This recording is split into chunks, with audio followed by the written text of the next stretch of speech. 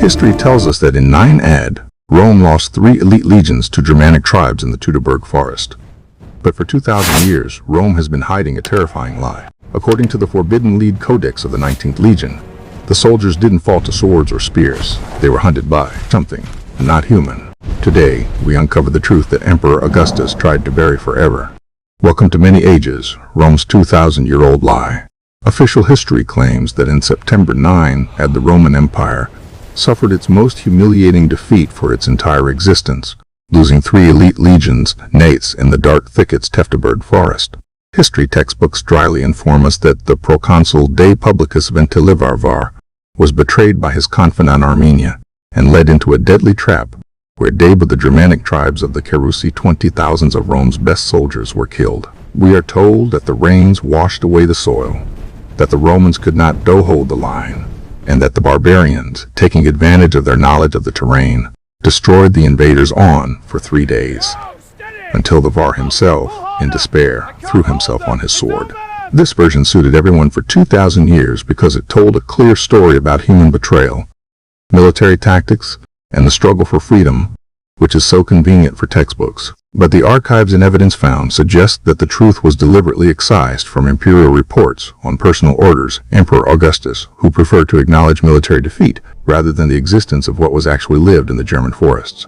The official report sent to Rome bashfully omitted the nature wounds of the dead soldiers, whose bones were found by archaeologists centuries later, not chopped by swords, but crushed with monstrous power, beyond the capabilities of any human weapon. The truth that's so carefully hidden, it only surfaced in 2004 during illegal excavations in the swampy area of Calcres, where a group of black diggers stumbled upon an object that should not have been preserved. We're talking about a unique artifact, known in the narrow circles of Vatican archivists as the Lead Codex of the 19th Legion, which is a stack of wax tablets hermetically sealed in a rough lead case and filled with resin. It was this lead sarcophagus, absorbed by the oxygen-free environment of the peat bog, allowed the fragile wax and the word scratched on it survive 2,000 years of decay of the image. When the case was opened in a sterile laboratory, scientists smelled not the smell of mold, but a sharp and nauseating aroma of rancid fat, gray and caked blood that had eaten into the very structure of the boxwood tree. It was as if the stench of that day had been preserved along with the text. The wax on the tablets had melted in places, as if from intense heat. And on the edges of the wooden frames, deep grooves left by something incredibly sharp are clearly visible, as if someone was trying to snatch these notes from the author's hands at the very last moment. The author of these notes, judging by the personal stamp and the style of writing, is Lucius Cicilius Severus, that is, the senior centurion of the 19th Legion, a man of impeccable reputation and iron will, who marched with the Roman eagle through Pannonia and Gaul. This is an unafraid recruit who, in the shadows, a monster looms, and not a superstitious mercenary inclined to attribute failures to the wrath of the gods, but a seasoned veteran accustomed to assessing threats with the cold pragmatism of a professional killer. Lucius Cicilius was a man who knew the anatomy of death better than any eye surgeon of his time. And it was his dry, emotionless report turns the discovered document into the most terrible evidence of the ancient era. We must believe him, because in his lines, there is no plea for salvation or religious nonsense, but only a clear recording the tactical situation and biological characteristics of the enemy that the legions encountered in that cursed forest. His notes begin not with the description of the German attack, but with a recording strange meteorological and atmospheric phenomena that preceded the column's entry into the affected area. Neat, compact handwriting of a military bureaucrat. But as the text continues, it becomes clear of the pressure of the stylus changes, as the letters become more and more jagged and angular, indicating an increasing tremors of the hands and monstrous tension. This document was not intended for the general public or posterity. This was the last report written by a man who realized that his world was collapsing under the onslaught of a force that had known nothing to do with barbarian tribes or the political intrigues of Rome. Lucy describes the events of September 9 in frightening detail, noting that the first losses the legion carried on, long before the first battle horn sounded, and that the enemy wore no armor, did not use shields, and did not shout battle cries in the Germanic dialect. We are accustomed to thinking that the Roman military machine was invincible in open combat, but the Centurion's text reveals that there was no battle in the Teutoburg Forest, in the usual sense of the word. It was not a battle between two armies, but a methodical hunt of an apex predator on a herd, which mistakenly believed herself to be at the top of the food chain, and realized her fatal error too late. the Lead Code on the 19th. Leiden puts an end to the legend of the struggle for German independence and paints before us a picture-biological nightmare. Now that we know about the existence of this document, we are obliged to read it in order to understand the true nature of what is hidden in the darkness of history. Even if it's true, it will make us doubt the safety of our own world. In the first lines of his report, Lucius Cicilius Severus reports that the column stretched for several miles, and the heavy supply carts got stuck in the mud, forcing the legionnaires to constantly stop and break line. He writes that the forest around them was unnaturally dense. The trees, their crowns intertwined so tightly that even at midday a thick twilight reigned below, similar to the twilight in the Kingdom Dead. The Centurion notes that the local guides provided to the Armenians did not look so warlike. How frightened they were, constantly looking back at the thicket and clutching their amulets, as if they knew they were entering into an area where humans have no place. The recording states that the air was thick with moisture and a strange sweet smell, rotting, which did not smell like an ordinary swamp, but rather resembled the stench of an old slaughterhouse that had not been cleaned for weeks. It was this smell that became the first alarm signal for the experienced soldier, who knew what death smelled like, but had never encountered such a concentrated scent of threat before, hanging in the still air. Lucy writes that the legionnaires began to complain of headaches and nausea, and the horses' officers began to show signs of uncontrollable panic, biting the bit and trying to throw off the riders, as if sensing the presence of a beast that people could not yet see. In this gloomy tread to the disaster, Centurion records that the official maps of the area proved useless, since the paths marked scouts led to nowhere or were blocked by rubble of huge trees broken like dry branches. It didn't look like the work of human hands or axes. The trunks of the centuries-old oaks were twisted and split, as if a giant hand twisted them into a knot, demonstrating monstrous physical strength. We read these lines and understand that 20,000 people, clad in iron and confident in their invincibility, slowly and inexorably sank into the stomach of a huge living organism which was preparing to digest them. Centurion North doesn't yet know what awaits them ahead, but his warrior's intuition is already shouts about the danger, forcing him to give the order to double the guards and prepare the pylons for battle. Although the enemy is still, it's not yet visible. This document, miraculously preserved in a lead cocoon, is the only true voice from of the past, which is capable of destroying centuries-old lies and showing us the true face of the horror hidden under the masked historical events. We open the first page, smelling of wax and fear, and prepare to hear the voice of a dead man who will tell us exactly how the pride of Rome died. Entry in the Codex, dated the afternoon of September 9, begins with a description of the grueling march that turned disciplined cohorts into a stretched and vulnerable snake of flesh and iron, crawling through the mud. Lucius Cicilius describes it with the pedantry of a professional, the state of his men's ammunition, noting that the leather straps holding the plates together, the segmented loricas, had swollen from the constant humidity, and were beginning to chafe the legionnaires' shoulders until they became bloody. Blisters, the heavy scutums, now rectangular shields made of glued layers of wood, absorbed so much water that their weight increased almost doubled, and the soldiers were forced to drag them along the ground, violating the strict regulations of the legion. The Centurion mentions that the bronze helmets, usually polished to a shine, became dull and covered with a layer of condensation, and the iron tips the pylons began to become covered with a reddish coating of rust, as if the very nature of this place had tried to devour their weapons even before the beginning of the battle. The road, which was marked as a solid highway on the maps of Armenia, in fact turned out to be a muddy causeway, where the soldiers' collars nailed with iron sank into the sticky clay up to the ankles, turning every step into a test of will. The lyrics have a growing. The author's irritation at seeing his people, the best sons of Rome, waste their energy not to fight the enemy, but to fight the damned geography, which seemed alive and hostile. The legionnaires, accustomed to open spaces and clear front lines, felt themselves driven into a narrow corridor of centuries-old trunks and thorny bushes that clung to cloaks and scratched faces like 100 small claws. But the most alarming moment in this part of the report is 10:5, a description of how the column crossed an invisible border, after which the familiar world ceased to exist and was replaced by something ancient and alien to human understanding.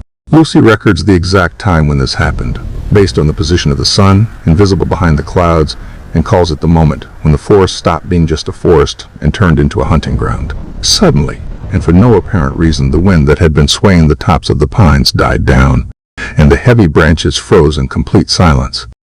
Stillness, as if the trees were holding their breath in anticipation of something terrible. The sounds that accompany any living forest disappeared, and there was no longer a sound of creaking trunks, rustling leaves, or the buzzing of insects that usually swarm in the humid air of marshy areas.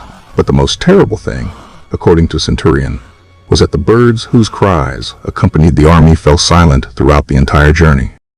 And this unnatural silence pressed on the ears more than the roar of battle. It was the effect of an acoustic vacuum, which occurs in nature only in one case: when an enemy enters the territory, a predator standing at the very top of the food chain, and all living things instinctively freeze, trying to become invisible. The dogs that the legionnaires used to guard the convoy and hunt animals were the first to sense the presence of what was hiding in the thicket, and their behavior changed dramatically from aggressive barking to panic I whine. The huge dogs, capable of tearing a wolf apart, tucked their tails between their legs and pressed themselves against the soldiers' feet, refusing to move forward, searching for teeth in the void where the human eye saw no threat. The officers' horses and mules, loaded with camp tents and grain, they began to wheeze and struggle in their harnesses. Their eyes were bloodshot from horror, and foam dripped from their lips while the drivers tried in vain to calm them with blows of their whips. The Centurion describes how animals, driven by a primitive instinct for self-preservation, tried to break free and run back to where the world was still clear and safe. In this moment of chaos and confusion, people first smelled the very scent that Lucius and Cicilius the North was singled out in his notes as a separate line, emphasizing its foreignness and intensity. At first it was a barely perceptible whiff, which the legionnaires mistook for a smell of the decomposed carcass of an animal, perhaps a deer or a wild boar, that had died in a nearby swamp. But as the column moved deeper into the dead zone, the smell intensified, becoming thick and tangible. It enveloped people, penetrating into the lungs and causing vomiting, urges even in veterans accustomed to the stench of battlefields. It was a mixture of aromas dominated by the sharp musk characteristic of large predators during the rutting season, but to him mixed with notes of sulfur, wet dog, and the sweet smell of old baked blood. The Centurion notes with horror that this smell did not come from one source, but rather permeated the earth, the bark of the trees and the fog that began to rise from the ground, hiding the roots and making the forest look like a ghost vision. The smell was so aggressive that it seemed as if the creature itself was marking its territory, warning the strangers that they had crossed a line beyond which other laws of survival apply. The soldiers began to get nervous, exchange glances, squeezing the handles of the gladius until their knuckles turned white, because their instincts, dormant under a layer of civilizations and military drills, began to cry out about danger. Lucius writes that static hung in the air, tension, similar to that which occurs before a strong thunderstorm, when the hair on the arm stands on end and the skin feels a tingling sensation of electricity. But there were no storm clouds in the sky, only a gray shroud that weighed on the psyche and created the feeling of a closed space from which there was no exit. At that moment, the Centurion ordered stop and sent scouts forward, although he understood that in such conditions it would be possible to see the enemy only when he himself wants to show himself. People stood in the mud, heavily breathing, and listened to the silence that rang in their ears, broken only by heavy breathing, frightened horses, and the sound of drops falling from the leaves. The diary noted that the legates and tribunes riding in the center of the column tried to save face and gave orders in calm voices. But the same fear was in their eyes as in the ordinary legionnaires. They understood that the Germans, no matter how wild they were, could not silence a whole live forest and frighten the war dogs to states of catatonia by their very presence. There was a force at work here that was older than Rome, older than Germanic tribes, and perhaps older than humanity itself. The force that considered this forest its own home. The Centurion ends this part of the entry by observing that the fog around them began to thicken, taking on strange forms, and visibility dropped to a few dozen steps, cutting off the vanguard from the main forces. Now they were alone in this gray cocoon, deprived of contact with the outside world, surrounded by an invisible enemy who studied them, tried on the taste of their fear, and chose the moment for the first attack. It clogged the nostrils and caused dizziness, forcing the soldiers to cover their faces with the edges of their cloaks.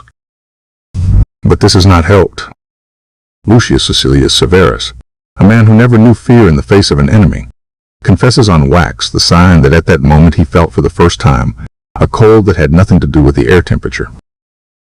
The cold that comes from a being without a soul. Beings, which looks at people not as enemies but as food.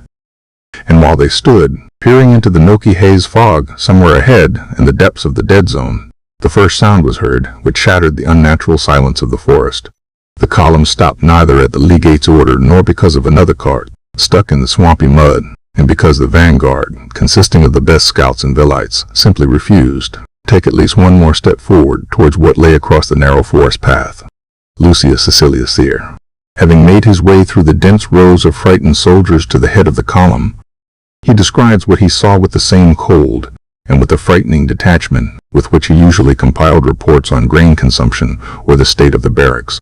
In the middle of the road, partially submerged in the black swamp water, lay the carcass of an adult brown bear, the creature that the Romans considered the king of these forests and a worthy opponent even for an armed man. But what lay before them no longer resembled a fearsome beast. It was a pile of bloody, crushed meat, bones, transformed into a grotesque monument to absolute cruelty and incredible physical strength. Centurion notes that the animal's death had occurred quite recently, as steam was still rising from the torn flesh, mixing with a cold fog.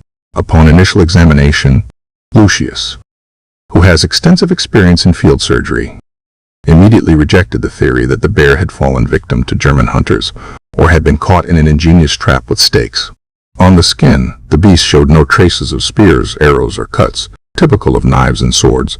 Instead, the body looked as if it had been wrung out like a wet rag until the skeleton ochre inside had turned to dust. Rib cage, the bear's neck, which could withstand a blow from a moose's hoof, was ripped open with one monstrous jerk. Moreover, the ribs were severed, but were torn out of the spine along with pieces of muscle and tendons. In his report, Lucy devotes special attention to the nature of the damage, trying to understand the biological capabilities of the predator through the anatomy of the victim, who did it in a matter of seconds. He writes that the bear's head was practically severed from its body, hanging on only by a scrap of skin, and the powerful cervical vertebrae were bitten through with such ease. Centurion inserts his finger into one of the wounds, and with horror, states that the depth of penetration of the fangs is not less than 4 inches, and the distance between the holes indicates a jaw capable of grasping a human torso. This observation makes his hand tremble, and a deep scratch remains on the wax.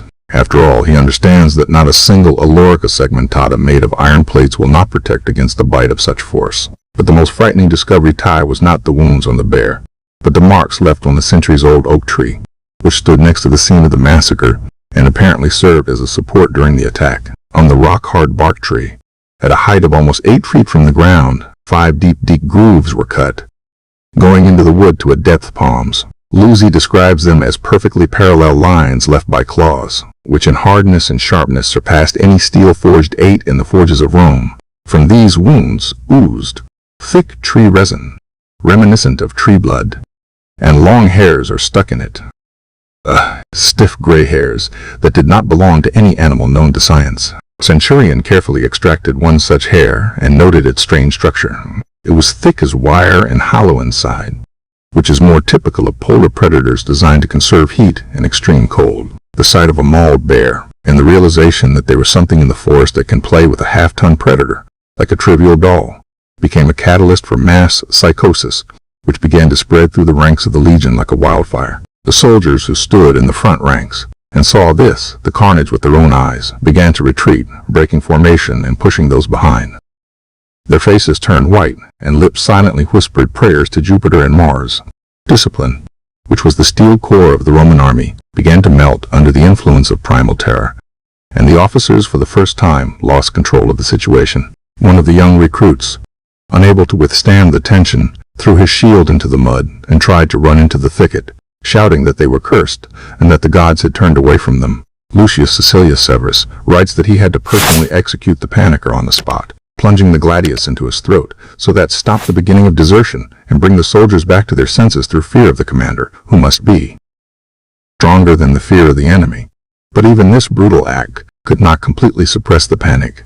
It only drove it further inside, causing people to fall silent and shrink into a ball of nerves and despair. Centurion heard veterans who had been through the hell of the Gallic Wars quietly discussing among themselves that there was no way to fight such a beast, and that their armor turned into useless tin cans. They looked at the darkening forest, not as a battlefield, but as an open mouth that is waiting for its moment to close ranks. At this moment, when the legion's fighting spirit hung by a thread, the nature around them changed again, as if reacting to the spilled human blood and the growing fear of thousands of people.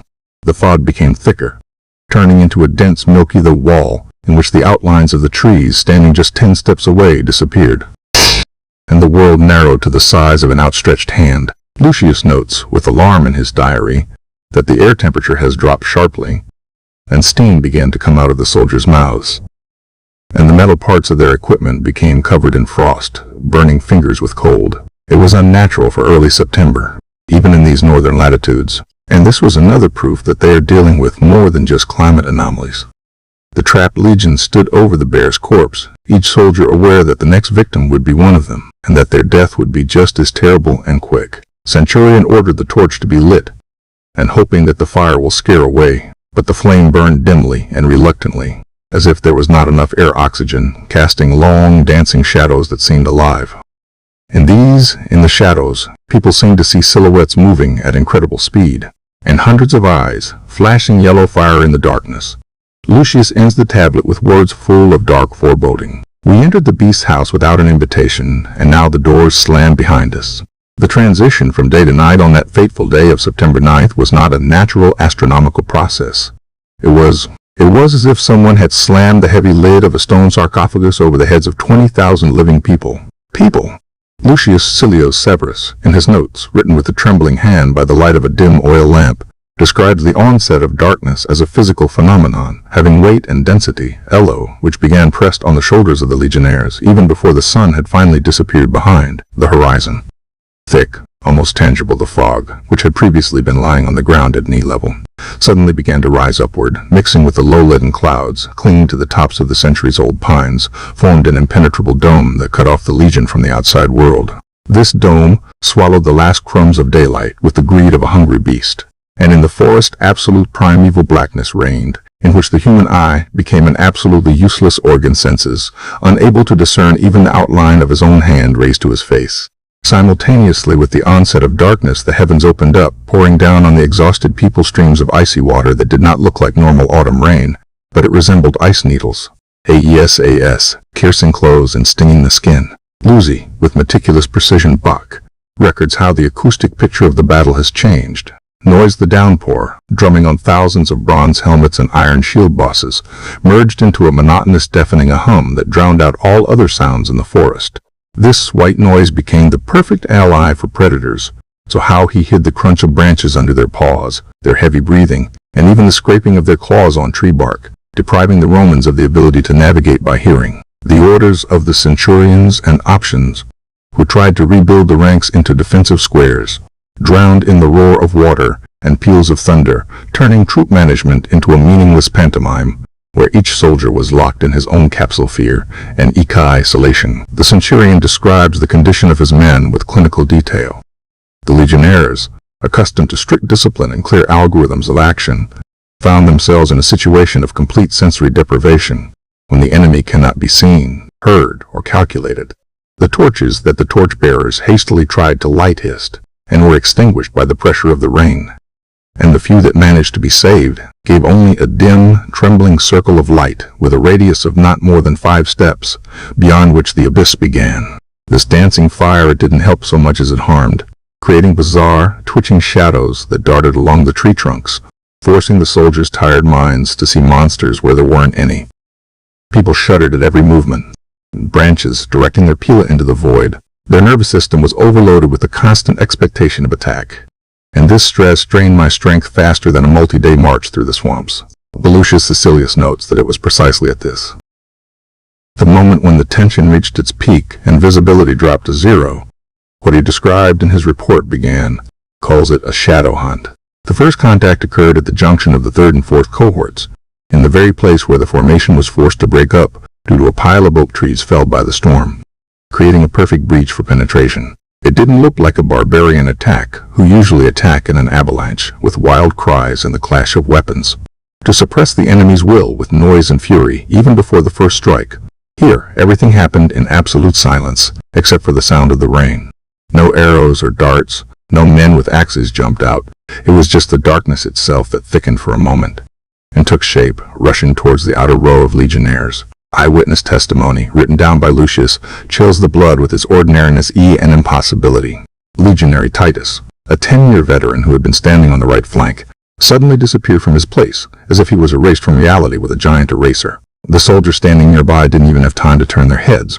They only felt a sharp gust of wind smelling of wet wool and rot, and saw how the place where their comrades stood became empty. There was no sound of impact, no clang of metal, but metal.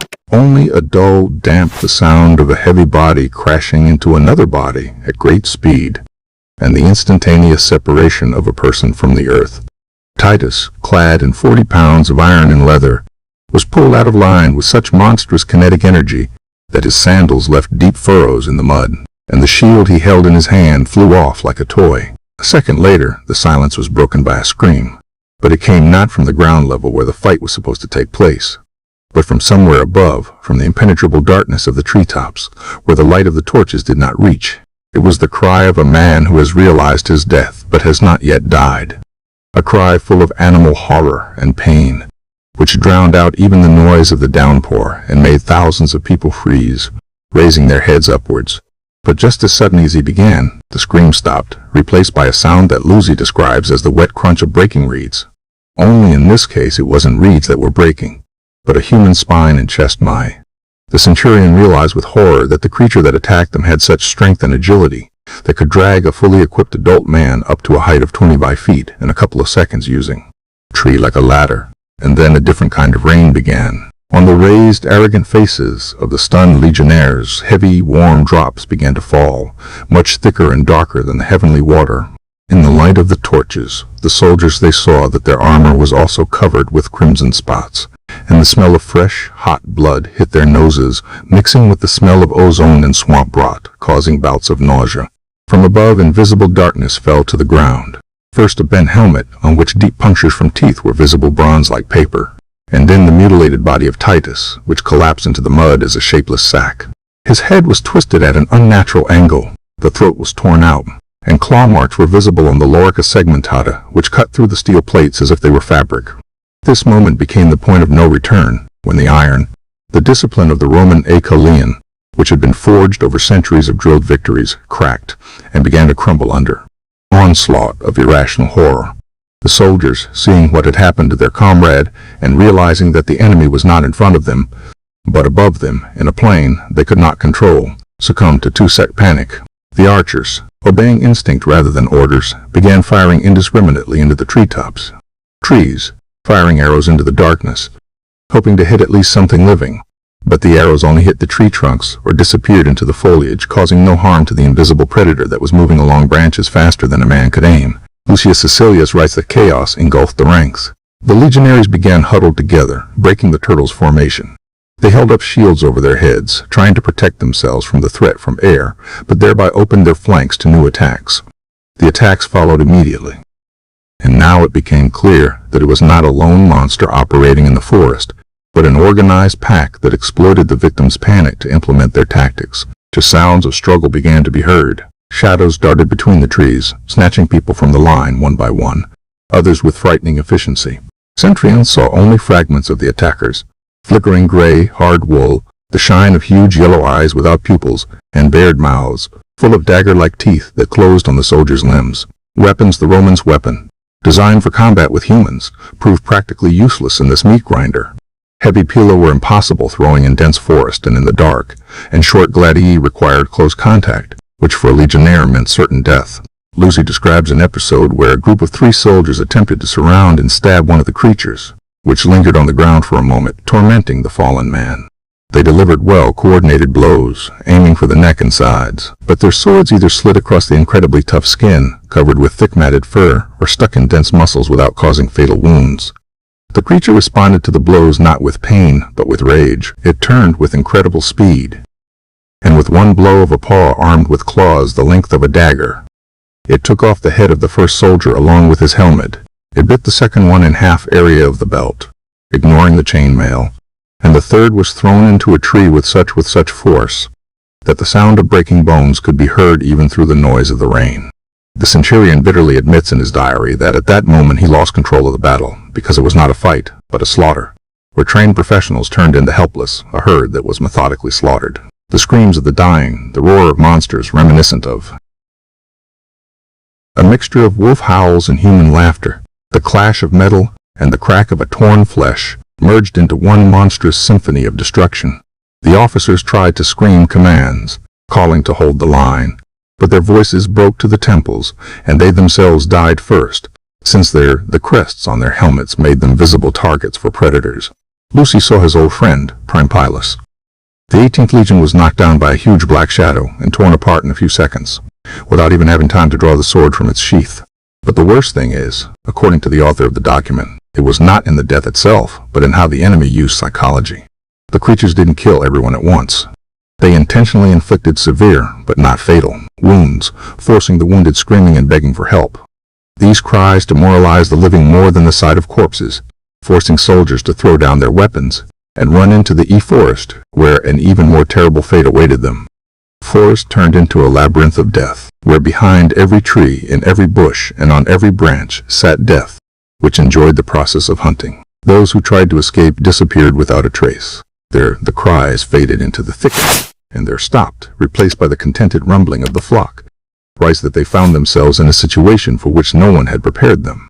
Their tactics, their formation, their belief in their own invincibility, all of this crumbled to dust when confronted with a species that evolved over millions of years with one single purpose: to kill, in the dark, with the pouring rain pouring down on their eyes. The Romans realized that they were no longer the masters of the world. They were just meat that came to the table itself. The diary records the moment of complete despair when the Centurion, having gathered around him the remnants of his cohort, ordered them to take up a circular defense around the great oak, realizing that this would only delay the inevitable. They stood back to back, holding gladiuses slippery with blood in trembling hands, and listened as the ring of predators tightened around them, like dozens of paws softly stepping on the mud, and like a heavy stinking the breath is getting closer. Flashes of lightning momentarily snatched the silhouettes of the attackers from the darkness, and the sight was enough to drive one crazy. The creatures stood on their hind legs, towering over people by a head. Their bodies were clots of twisted muscles covered with scars and coarse fur. Their elongated, toothy muzzles resembled wolfish, but there was something grotesquely human about them, some kind of sinister facial expression that expressed not only hunger, but also sadistic pleasure. They were in no hurry. They knew that the prey there was nowhere to go, and they enjoyed the fear that emanated from people in waves. Lucius ends the description of this night with a phrase that sounds like a sentence for the entire Roman civilization. We came here as conquerors, but we will die as fodder. And the darkness that surrounds us, it's not just the absence of light. It's their element, in which we are blind, and they all seeing. The gray, joyless dawn of September 10th brought no relief to the survivors. It merely tore away the cover of darkness, revealing the scale of the disaster and allowing the legionaries to finally see their executioners in detail, which the human mind refused to accept. Lucius Cicilius Severus, whose the handwriting by this point becomes like the cardiogram of a dying person, describes the morning scene not as battlefield, but rather the interior of a giant slaughterhouse, where the earth has been turned into a viscous mess of mud and trails and debris from the equipment. The surviving soldiers, huddled in tight defensive rings on small hills, looked at the forest surrounding them and saw figures emerging from the fog that forever erased all knowledge of the ancient world about zoology and the limits of the possible. Now, in the light of day, monsters are no longer were hiding. They emerged from the shadows with the confidence of masters fully aware of their physical superiority over the pitiful figures in iron armor. The Centurion describes the creature's biology with terrifying accuracy. Standing just 20 steps from his position, it was a bipedal predator of colossal size, whose height exceeded 8 feet, making him the tallest legionary childlike. His anatomy was a grotesque hybrid of wolf and primate, created by evolution for one single purpose: killing large mammals. The body of the creature was covered with stiff, matted wool, the color of wet bark, through which knots were visible hypertrophied muscles, dense and hard like ship ropes. Lucy notes the strange disproportion. The creature's forelimbs were unnaturally long and powerful, ending in hands with a semi-opposable thumb, which allowed them not only to tear flesh, but also to grasp objects or break bones grip. The claws, black and curved, resembled harvest sickles. Their length reached the length of the Roman dagger prudio, and they were capable, as the soldiers had already discovered, of ripping open iron plates of Lorica segmentata with frightening ease. But the most terrible was the face of this beast, an elongated wolfish muzzle with wide nostrils, which flared, drawing in the scent fear, and a mouth studded with a double row of teeth. Centurion writes that the teeth were not just fangs, but had a saw-like edge, like a shark's, designed to tear out pieces not meat, and not just bite. The creature's eyes, devoid of whites and pupils, burned with an even amber light. There was no animal fury in them, only a cold, the calculating intellect of a sadist. The fight that followed this eye contact, Lucy calls a beating babies, emphasizing the complete technological helplessness of the Roman military machine in the face of such an enemy. The Romans, faithful to the rules, tried to meet the attack with a volley of pilum, but the heavy javelins, capable of piercing the shield of the Gala, bounced off the skins of the monsters or got stuck in the thick undercoat and fat layers without reaching vital organs. One of the creatures, having taken the blow of the spear straight to the chest, only growled dully, broke the shaft with its paw, and continued moving, not slowing down as if he had been hit not by battle steel but by a dry splinter. Sent shockwaves through the ranks of the lords of the land. They realized that their weapon, which had conquered half the world, Aias, was here, in the cursed forest. It's worth nothing. When the distance to the blow was shortened sword, a real massacre began. The Roman tactics of a dense formation, designed for a frontal clash with the infantry, played a cruel joke on them, turning the legionnaires into a crowded mass, deprived of maneuver. The monsters crashed into the turtles' formation with the kinetic energy of a battering ram, scattering 200-pound men like rattlesnake dolls. The shields cracked and burst under the blows of their paws, and the bones of the hands that held these shields turned into crochet-bow. Lucius describes a scene where one of the beasts grabbed a legionary by the head and shoulder and just pulled in different directions. The sound of tearing flesh and cracking spine could be heard even through the general roar of battle. Gladii. Short the slashing swords were too short to reach the giants' hearts or throats, and the slashing blows only left shallow cuts on the thick skin, causing only surges of rage in the creatures. Centurion notes with bitterness the futility of fire, on which the last hopes were pinned. When the soldiers tried to use the burning firebrands and oil, the creatures were not afraid of the flames like ordinary animals. On the contrary, the fire led them into a rage. They rushed at the torchbearers with redoubled aggression, trampling the fires and tearing people apart, who dared to challenge their dominance. Lucius writes that the smell of scorched wool mixed with the smell of blood, creating an unbearable stench that made the eyes water.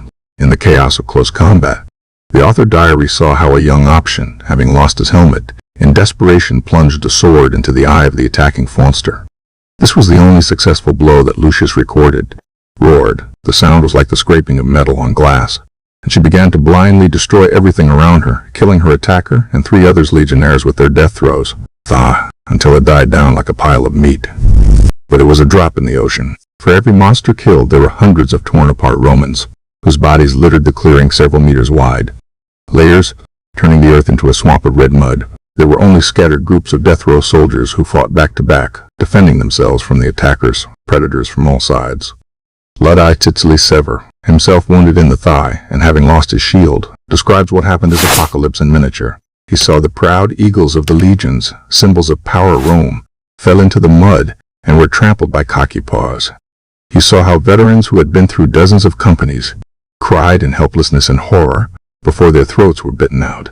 In this ode of sounds and smells, the Centurion noticed one detail that struck him most. The monsters were acting in a coordinated manner, communicating with each other with short growls and clicks.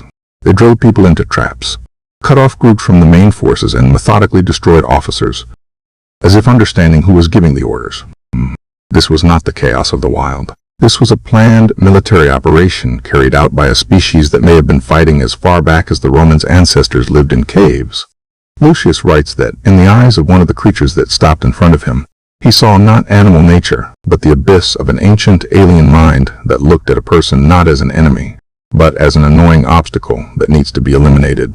By midday, the 3 legions were reduced to scattered pockets of resistance, which faded away one after another, like candles in the wind. The ground was so saturated with blood that it could no longer absorb moisture, and red streams flowed down into the lowlands, forming a lake of death. The monsters, having sated themselves with the first blood, began to lead calmer. They walked among the corpses, finishing off the wounded with blows from their paws or bites, without showing any haste.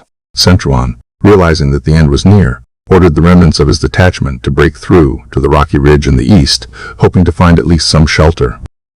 Although deep down he knew there was no escape. Drops of the author's own blood are visible on the wax, and the last lines describe how he looks back and sees a field strewn with the bodies of his brothers in arms, over which the demons of Teutoburg are feasting forests. The last wax tablet from the Lead Codex of the 19th Legion differs from the previous ones even visually. The wax on it is not smooth, but covered with deep dents, as if the author pressed on the stylus with the despair of the doomed, and the handwriting, previously calligraphic and clear, turned into a torn cardiogram of agony. Lucius Cicilius Severus, the last officer of the destroyed army, writes these lines, being in a tight hole in the ground under the roots of a fallen oak tree, where he crawled like a wounded animal, trying to delay the inevitable end. He reports that his left leg is broken below the knee, and from a deep wound on the side, inflicted by the claw of the creature, constantly oozes dark blood, the smell of which in the stale air of the shelter drives one crazy with its sweetness. Outside, behind the thin wall of intertwined roots of damp earth, he hears sounds that are more terrible than death itself. Chomping, crunching the sound of gnawed bones, and the contented rumbling of a flock finishing its meal, devouring the bodies of his soldiers, the centurion realizes that his refuge is not a fortress, but only a temporary respite, and that the creatures know its location with the same precision with which a hound knows where a fox is sitting when it is driven into a hole.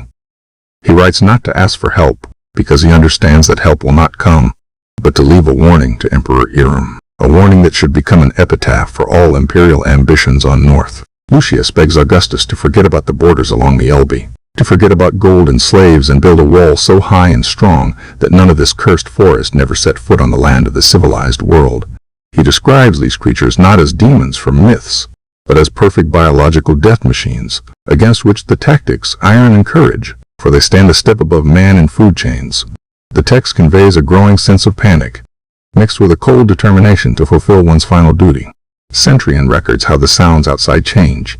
The chomping did not subside, and in its place came silence, broken only by the sound of heavy steps that make the earth above his head tremble, and loose soil aya falls down his collar.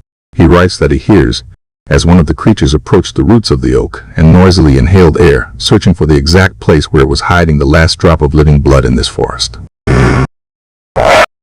This a deep vibrating sound, similar to the work of giant blacksmith bellows, in which one can hear the wet wheezing of lungs adapted for long runs. The creature is in no hurry. It plays with its victim, scratching the tree bark with its claws, and making quiet clicking sounds which the author believes are a form of communication or laughter. The light penetrating through the cracks between the roots begins to dim, but not because of the sunset, but because the massive body blocked the exit, plunging the shelter into almost complete darkness. Centurion writes that sees through a gap in the ground the gleam of a yellow eye that looks straight at him, studying him with cold curiosity, an entomologist examining a beetle in a jar. It's a moment of absolute existential horror.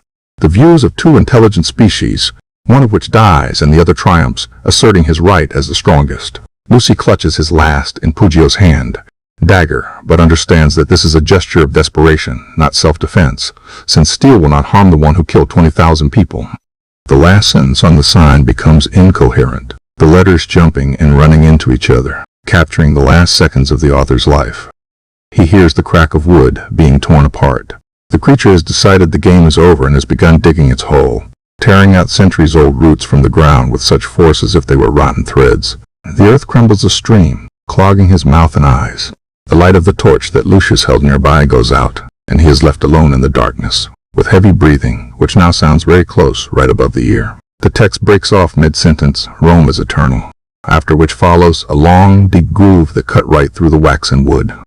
A trace of claw that knocked the tablet out of the centurion's hands during the attack. In 2005, when scientists finished deciphering the Lead Codex, it became clear why Emperor Octavian Augustus, having received the news of the death of the legions, he banged his head against the doorframe and shouted, "Quintilius Varus, give me back my legions!" This was a cry not about lost soldiers, but about fear that whatever had killed them might come after him in Rome, and that is why Germanicus's punitive expedition, sent years later, had secret orders not to conquer, but to cleanse and burn. The official history written by the victors hid Dursta, this fact, turning the biological a nightmare into a political drama, so as not to sow panic among the population of the empire and not to admit that a person has a natural enemy. The document was classified, hidden in the deepest cellars, and the location of the battle was announced damned, where Edo local tribes were afraid to go even centuries later, passing on legends from mouth to mouth about wolves walking on two legs. Today, the Teutoburg Forest is a tourist attraction zone, an open-air museum where families with children stroll and historical battles are reenacted. But local gamekeepers still warn tourists not to stray from the marked trails and not to go deep into them more often. especially on cloudy days when fog rises from the swamps. Statistics: the number of missing people in this region is abnormally high for civilized Europe, and most disappearances are attributed to accidents cases or wild boars. But we, who have read the Lead Codex of the 19th Legion, know the truth. They just learned to wait and became more careful. After all, the forest great, and their hunger is eternal.